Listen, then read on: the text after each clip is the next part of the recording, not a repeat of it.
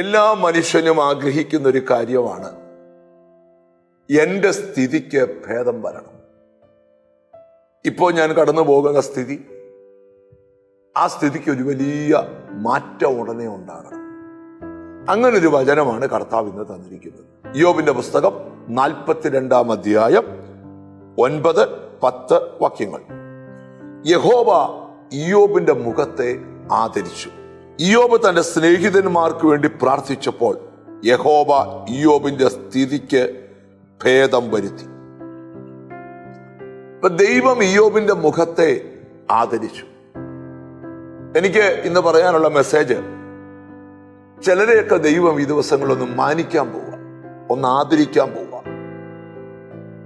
ഒരിക്കലും ലഭിക്കത്തില്ലെന്ന് പറഞ്ഞ ചില മാന്യതകൾ നിനക്ക് ചില വിഷയത്തിൽ കർത്താവ് തരാൻ പോവുക. നിന്റെ മുഖത്തെ ദൈവം ആദരിക്കാൻ പോവുക. എന്തുമാത്രം നീ നിന്ദിക്കപ്പെട്ടോ, എന്തുമാത്രം നീ ദുഷിക്കപ്പെട്ടോ, എന്തുമാത്രം പ്രതിസന്ധി നിനക്ക് ഉണ്ടായോ, അപ്പോഴൊന്നും ദൈവത്തെ വിടാതെ ദൈവത്തെ മാത്രം മുറുകെ പിടിച്ച ഇയ്യോബിന്റെ മുഖത്തെ ദൈവം ആദരിച്ചു. നിങ്ങൾ മനസ്സിൽ പറഞ്ഞേ, സ്തോത്രം കർത്താവേ, എൻ്റെ മുഖത്തെ ഒന്ന് ആദരിക്കണേ. ബൈബിളിൽ വാക്യമുണ്ട്, എന്നെ മാനിക്കുന്നവനെ ഞാൻ മാനിക്കും. എന്നിട്ട് അടുത്ത വാക്യത്തിൽ എഴുതിയിരിക്കുകയാണ്, ഇയ്യോബ് തന്റെ സ്നേഹിതന്മാർക്ക് വേണ്ടി പ്രാർത്ഥിച്ചപ്പോൾ യഹോവ ഇയ്യോബിന്റെ സ്ഥിതിക്ക് ഭേദം വരുത്തി.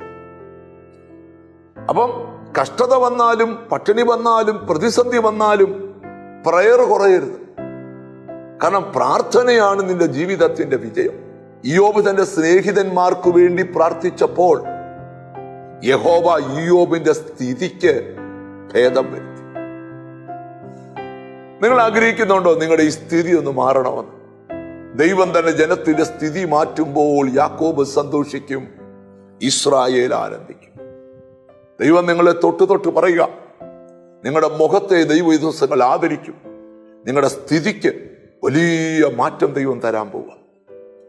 ഇത് യഹോവയാൽ സംഭവിച്ചു, നമ്മുടെ ദൃഷ്ടിയിൽ ആശ്ചര്യമെന്ന് പറയുന്നത് പോലെ നമുക്ക് പറയാം, കർത്താവേ, നിന്റെ കണ്ണുകള് ഞങ്ങളെ നോക്കണമേ, ഞങ്ങളുടെ സ്ഥിതിക്ക് ഒരു മാറ്റം വരുത്തണമേ. നമുക്ക് കണ്ണുകളെ അടച്ച് കൈകളെ ചേർത്ത് പിടിച്ച് പ്രാർത്ഥിക്കാം. ഞങ്ങളുടെ കർത്താവേ, സ്വർഗസ്ഥ പിതാവേ, ഇയ്യോബിന്റെ മുഖത്തെ ആദരിച്ച ദൈവമേ, നിന്റെ മക്കളെ ഒന്ന് മാനിക്കണമേ. ഇയ്യോബിനെ പോലെ സ്നേഹിതന്മാർക്ക് വേണ്ടി പ്രാർത്ഥിക്കുവാൻ, ദൈവം സ്ഥിതി മാറ്റിക്കൊടുക്കുവാനായിട്ട് നിന്റെ മക്കൾക്ക് വേണ്ടി പ്രാർത്ഥിക്കുക.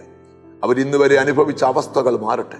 എന്നോട് ചേർന്ന് പ്രാർത്ഥിക്കുന്ന മക്കളെ നിന്റെ നാമം ചൊല്ലി പിതാവിന്റെയും പുത്രന്റെയും പരിശുദ്ധാത്മാവിന്റെ നാമത്തിൽ അനുഗ്രഹിച്ചു പ്രാർത്ഥിക്കുന്നു. അവർ അനുഗ്രഹിക്കപ്പെടട്ടെ, യേശു ക്രിസ്തുവിൻ നാമത്തിൽ തന്നെ. ആമേൻ. നിശ്ചയമായും നിന്റെ സ്ഥിതിക്ക് മാറ്റം വരും. ദൈവം നിന്റെ സ്ഥിതി മാറ്റും. നമുക്ക് ഒന്നിച്ച് ദൈവം മുമ്പിലാകാം. God bless you.